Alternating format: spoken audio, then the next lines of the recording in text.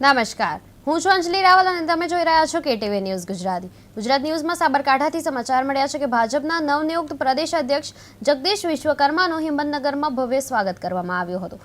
શહેરમાં કાર્યકરો દ્વારા વિશાળ બાઇક રેલીનું આયોજન કરવામાં આવ્યું, જેમાં મોટી સંખ્યામાં ભાજપ કાર્યકરો જોડાયા હતા. પ્રદેશ પ્રમુખ જગદીશ વિશ્વકર્મા પ્રથમ આરએસએસ કાર્યાલય ખાતે પહોંચ્યા, જ્યાં સંઘના આગેવાનો સાથે મહત્વપૂર્ણ બેઠક યોજાઈ હતી. ત્યારબાદ તેમણે તેરા પંથ જૈન મુનિ મહાશ્રમણજીના દર્શન કરીને આશીર્વાદ પ્રાપ્ત કર્યા હતા. તેમના પ્રવાસ દરમિયાન તેમણે સાંસદ શોભનાબેન બારૈયાના જનસંપર્ક કાર્યાલયનું ઉદ્ઘાટન કર્યું હતું, જ્યાં ગૌપૂજન સાથે 101 શ્રીમદ ભાગવત કથા પુસ્તકોનું પૂજન કરીને અર્પણ કરવામાં આવ્યું હતું. સફાઈ કર્મી મહિલાઓને સાડી આપી સન્માનિત પણ કરવામાં આવ્યા હતા અને અંતમાં જગદીશ વિશ્વકર્માએ વિશાળ કાર્યકર્તા સંમેલન યોજી કાર્યકરોને સંબોધ્યા હતા. સંમેલન શરૂ કરતા પહેલા દિલ્હીની ઘટનાને લઈને સૌને 2 મિનિટ મૌન પાળવા અનુરોધ કરી પીડિત પરિવારો પ્રત્યે સંવેદના વ્યક્ત કરી હતી. આંસુ આવી જાય એવી ઘટના બની છે ત્યારે એનું દુઃખ આપણને સૌને છે. મિત્રો,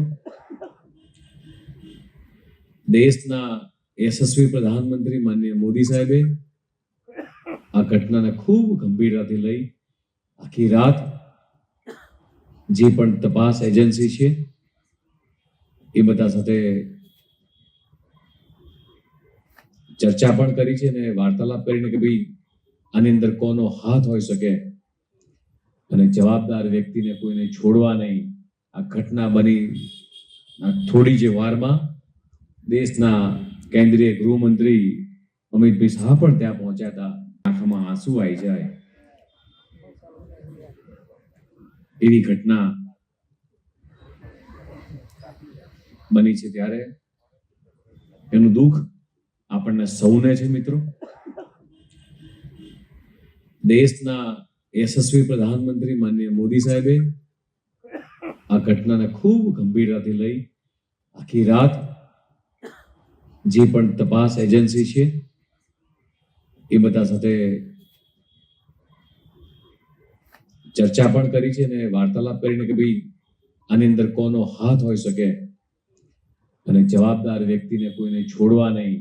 આ ઘટના બની થોડી જ વારમાં દેશના કેન્દ્રીય ગૃહમંત્રી અમિતભાઈ શાહ પણ ત્યાં પહોંચ્યા હતા. આંખમાં આંસુ આવી જાય એવી ઘટના